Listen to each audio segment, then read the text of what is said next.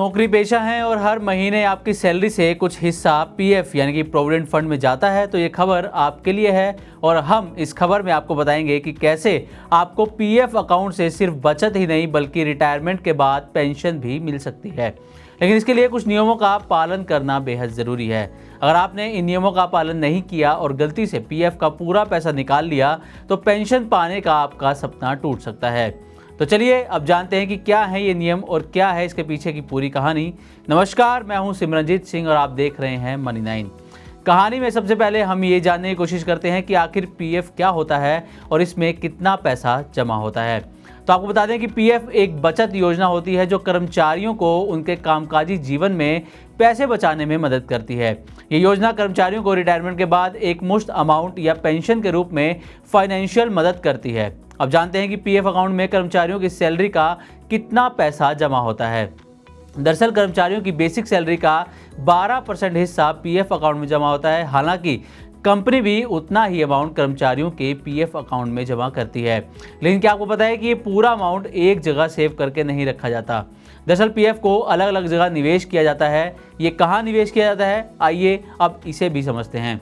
दरअसल कंपनी के 12% में से 8.33% हिस्सा ईपीएस यानी कर्मचारी पेंशन स्कीम में जाता है। वहीं बाकी का बचा 3.67% हिस्सा ईपीएफ यानी कर्मचारी प्रोविडेंट फंड में जाता है। आपको बता दें कि ईपीएस वही स्कीम है जो रिटायरमेंट के बाद कर्मचारी को पेंशन दिलाने का काम करती है। अब बात करते हैं कि ईपीएस के उस अमाउंट की जिसको निकालने के बाद कर्मचारियों की पेंशन कैसे खतरे में आ सकती है। मान लीजिए कि आपने 10 साल तक मेहनत से पीएफ में पैसा जमा किया। अब 50 साल की उम्र में आपको पेंशन मिलने की उम्मीद है, लेकिन अगर आपने नौकरी छोड़ते समय या बीच में ही पीएफ का पूरा पैसा निकाल लिया और उसमें ईपीएस का हिस्सा भी शामिल था तो पेंशन के रूप में आपको एक भी रुपया नहीं मिलेगा। ईपीएस का पैसा निकालने का मतलब होता है अपनी पेंशन की चाबी गंवा देना। तो अब अगला सवाल ये उठता है कि हम अपनी पेंशन को आखिर सुरक्षित कैसे रखें। तो इसका सीधा सा जवाब ये है कि आप ईपीएस फंड को गलती से भी हाथ ना लगाएं। अगर आपको पीएफ से पैसा निकालना ही है तो कोशिश करिए कि सिर्फ ईपीएफ वाला हिस्सा ही निकालें और ईपीएस फंड को वैसे ही छोड़ दें। ऐसा करने से आप 50 साल की उम्र के बाद पेंशन पाने के हकदार बने रहेंगे। अब आइए जानते हैं कि ईपीएस फंड को लेकर ईपीएफओ के नियम क्या कहते हैं।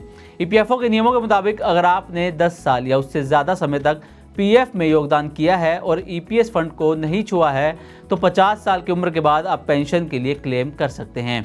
ये पेंशन आपके रिटायरमेंट को आसान बनाएगी ताकि आप बिना फिक्र के ज़िंदगी के सुनहरे दिन जी सकें। अब मान लीजिए ईपीएस फंड को आपने नहीं छुआ और आप पेंशन पाने के हकदार भी हैं, लेकिन सबसे बड़ा सवाल ये उठता है कि आखिर आपको पेंशन किस बैंक में मिलेगी।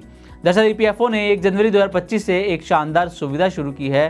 अब आप किसी भी बैंक से अपनी पेंशन निकाल सकते हैं। पहले ये सुविधा सिर्फ एक खास बैंक तक ही सीमित थी, लेकिन अब डिजिटल वेरिफिकेशन के जरिए आप कहीं से भी अपनी पेंशन हासिल कर सकते हैं। इस सुविधा का फायदा सबसे ज़्यादा वो लोग उठा सकते हैं जो नौकरी छोड़ने के बाद अपने गाँव या किसी दूसरे शहर में बस गए हैं।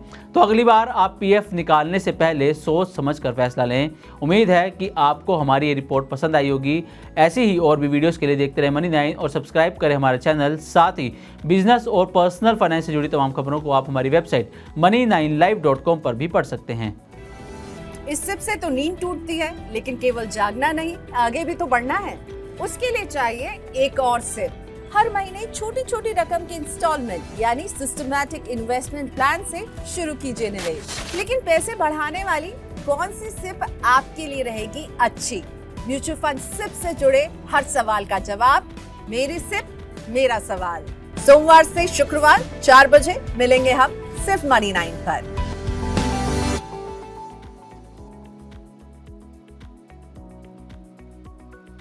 मनी 9 लाया है मेंबरशिप प्रोग्राम मनी 9 प्राइम। अब आपके दिमाग में कई सारे सवाल होंगे, मसलन आखिर क्या है ये मनी 9 प्राइम, आपके लिए यानी दर्शकों के लिए इसके क्या फ़ायदे हैं, और एक बड़ा सवाल ये कि मनी 9 प्राइम से आखिर जुड़ना कैसे है। तो इसकी पूरी जानकारी हम आपको देने जा रहे हैं। मनी 9 प्राइम में 3 प्लान होंगे, इकोनॉमी, स्टैंडर्ड और वीआईपी। तो फटाफट ज्वाइन कीजिए यूट्यूब पर मनी 9 प्राइम। ज्वाइन करने के लिए मनी 9 के यूट्यूब पेज पर जाइए। होम पेज पर मिलेगा ज्वाइन बटन, इसे क्लिक करें, अपनी पसंद का प्लान चुनें और बस हो गया। अब आप रहेंगे सबसे आगे।